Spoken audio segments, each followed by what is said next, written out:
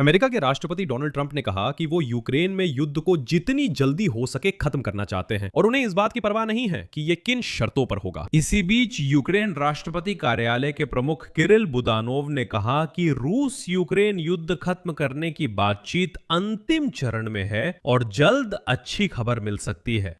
इसी समय यह भी पता चला कि पुतिन के प्रतिनिधि किरिल दिमित्रियेव अमेरिका के लिए तुरंत रवाना हो गए हैं ताकि डोनाल्ड ट्रंप की प्रशासन के साथ युद्ध समाप्ति के मुद्दे पर बातचीत कर सके।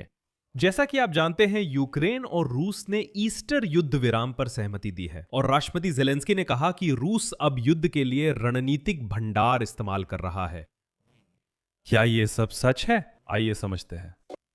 मेरा नाम अलेक्सी पेची है। आइए इस विषय पर साथ में चर्चा करें। लेकिन इस एपिसोड की शुरुआत करने से पहले मैं आपसे अनुरोध करता हूं कि इस YouTube चैनल के काम को समर्थन दें। आप दान, प्रायोजन या सशुल्क सदस्यता से मदद कर सकते हैं। लिंक और डिटेल्स वीडियो डिस्क्रिप्शन में है। सभी प्लेटफॉर्म्स दिए गए हैं जिनसे आप ऐसा कर सकते हैं। आपकी किसी भी मदद के लिए मैं आभारी रहूंगा। मेरे टेलीग्राम चैनल पेचिए न्यूज से जुड़ें, लिंक डिस्क्रिप्शन में है। तो मैं शुरू करता हूं इस बात से कि आज ब्रिटिश प्रकाशन द गार्जियन लिखता है कि यूरोप में यह चिंता है कि डोनाल्ड ट्रंप कीव से तेज जीत के लिए क्षेत्र छोड़ने की मांग कर सकते हैं। यूरोपीय राजनयिक वॉशिंगटन की बदलती बयानबाजी को लेकर बेहद चिंतित हैं। डोनाल्ड ट्रंप का प्रशासन इस साल की पतझड़ से पहले ही यूक्रेन पर दबाव बढ़ा सकता है, क्योंकि इसी पतझड़ में अमेरिका में कांग्रेस के मध्यावधि चुनाव होने हैं और ट्रंप को जल्दी नतीजा चाहिए। यूरोपीय अधिकारी इसे यूक्रेन की संप्रभुता के लिए खतरा मानते हैं, जबकि वॉशिंगटन आक्रामक कदम यूक्रेन के खिलाफ उठा सकता है, न कि आक्रांता के खिलाफ। गार्डियन इस बात पर जोर देता है कि इस महीने कीव में व्हाइट हाउस के विशेष दूत स्टीवन विटकोव और राष्ट्रपति के दामाद जैरेड कुशनर आ सकते हैं।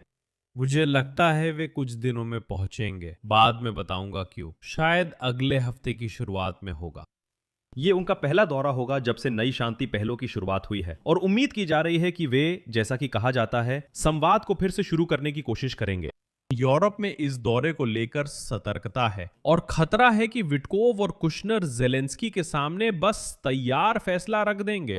यूरोप में यह स्वीकार किया जाता है कि मध्य पूर्व की स्थिति ने हालात को और भी खराब कर दिया है। ईरान में युद्ध ने अमेरिका और यूरोप के बीच गहरे मतभेदों को उजागर कर दिया है और ऐसा तनाव 2022 में रूसियों के यूक्रेन पर पूर्ण पैमाने पर आक्रमण की शुरुआत के बाद से नहीं देखा गया था। अधिकारियों के अनुसार अमेरिका के ईरान पर ध्यान और यूक्रेन को समर्थन के लिए संसाधन कम करने से विवाद और कठिनाइयां हुई हैं। इसके अलावा यूरोप को डर है कि वो रूसी खतरे के सामने अकेला रह जाएगा और ट्रंप सच में जा सकते हैं। लेकिन जहां तक बात है कि ट्रंप के दूत विटकोव और कुशनर की, जो कीव आ सकते हैं और वास्तव में जेलेंस्की के सामने तैयार फैसला रख सकते हैं, तो ऐसी संभावना है और वो बहुत बहुत ज्यादा है। अब मैं बताता हूं क्यों। सूत्रों के अनुसार पुतिन के दूत किरिल दिमित्रियेव इस समय संयुक्त राज्य अमेरिका में हैं और राष्ट्रपति डोनाल्ड ट्रंप की प्रशासन के सदस्यों के साथ यूक्रेन पर शांति समझौते और अमेरिका रूस के बीच आर्थिक सहयोग पर चर्चा कर रहे हैं। मुद्दा यह है कि दिमित्रियेव की यात्रा उस समय हो रही है जब अमेरिका को रूसी तेल पर लगाए गए प्रतिबंधों में छूट की अवधि बढ़ाने का फैसला लेना है, जिसकी मियाद 11 अप्रैल को खत्म हो रही है। यह मुद्दा भी एजेंडे में है, यानी दिमित्रियेव इस छूट को बढ़वाने की कोशिश कर रहे हैं ताकि पुतिन तेल से कमाई करते रहें। याद है, स्कॉट बेसोंट ने भरोसा दिलाया था कि यह अस्थायी फैसला है, सिर्फ 1 महीने के लिए है, मध्य पूर्व में संकट के कारण। तो अब लगता है कि मध्य पूर्व में युद्ध विराम है, यही सही समय है छूट को खत्म करने का, लेकिन इसे बढ़ाया भी जा सकता है। फिर भी याद रहे कि विटकोव और कुशनर पहले दिमित्रियेव से मिल चुके हैं और यूक्रेन के सामने पूरी तरह बेतुकी मांगे रखी थी। ये ध्यान में रखना जरूरी है। फिर भी यूक्रेन के राष्ट्रपति व्लादिमीर जेलेंस्की ने कहा कि जल्द ही अमेरिका की भागीदारी के साथ रूस द्वारा यूक्रेन पर थोपे गए युद्ध को रोकने के लिए त्रिपक्षीय बैठक होगी, लेकिन इस बैठक का स्वरूप अभी पूरी तरह से तय नहीं हुआ है। 4 अप्रैल को यूक्रेन राष्ट्रपति कार्यालय के प्रमुख किरिल बुदानोव ने कहा था कि वे अमेरिकी सांसद की कीव यात्रा की उम्मीद कर रहे हैं ईस्टर के बाद। अब देखिए क्या हो रहा है, ध्यान से देखिए। पूरी अमेरिकी टीम स्टीवन विटकोव, जैरेड कुशनर और अमेरिका के उपराष्ट्रपति जेडी वेंस इस समय पाकिस्तान में है। इन्हीं दिनों वे पाकिस्तान में ईरान से बातचीत करेंगे। और उसी के अनुसार वहां से ईस्टर के बाद, रविवार के बाद, वे सबसे अधिक संभावना है कि कीव जाएंगे। यानी सारी लॉजिस्टिक्स यही इशारा करती है कि अगला पड़ाव वास्तव में कीव है। और उनकी यात्रा की घोषणा भी पहले ही हो चुकी है। यहां सब कुछ मेल खा रहा है। इसी दौरान यूक्रेन के राष्ट्रपति कार्यालय के प्रमुख किरिल बुदानोव एक इंटरव्यू में बताते हैं कि कीव और मॉस्को के बीच शांति वार्ता समझौते की ओर बढ़ रही है और यूक्रेन में युद्ध का समाधान होने में थोड़ा समय लग सकता है। बुदानोव के मुताबिक रूस के साथ वार्ता में प्रगति हो रही है, लेकिन वे मानते हैं कि यह ज्यादा समय तक नहीं खींचेगी। हालांकि खुद बुदानोव ने यह नहीं बताया कि असल में क्या है, क्योंकि सार्वजनिक रूप से, जैसा कि आप जानते हैं, पिछले 1 महीने से कोई वार्ता नहीं हुई है। लेकिन यह तो सार्वजनिक है और लगता है कि कोई गैर सार्वजनिक हिस्सा भी है। आगे बुदानोव का उद्धरण है। सब समझते हैं कि युद्ध खत्म होना चाहिए, इसलिए बातचीत हो रही है। मुझे नहीं लगता इसमें ज्यादा समय लगेगा। दोनों पक्ष अमेरिका की मध्यस्थता में वार्ता में अब तक अपनी अधिकतम मांगों पर अड़े रहे हैं, लेकिन वे धीरे धीरे समझौते के करीब पहुंच रहे हैं।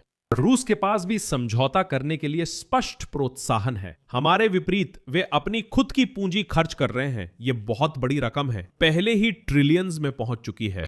बुदानोव ने यह स्पष्ट नहीं किया कि क्षेत्रीय मुद्दे पर संभावित समझौता कैसा हो सकता है, जो वार्ताओं में सबसे जटिल है। यही बात चिंता पैदा करती है, और क्यों नहीं। बुदानोव कहते हैं, बातचीत अंतिम चरण में है, लेकिन मैं क्षेत्रीय मुद्दा सुलझाने का तरीका नहीं बताऊंगा।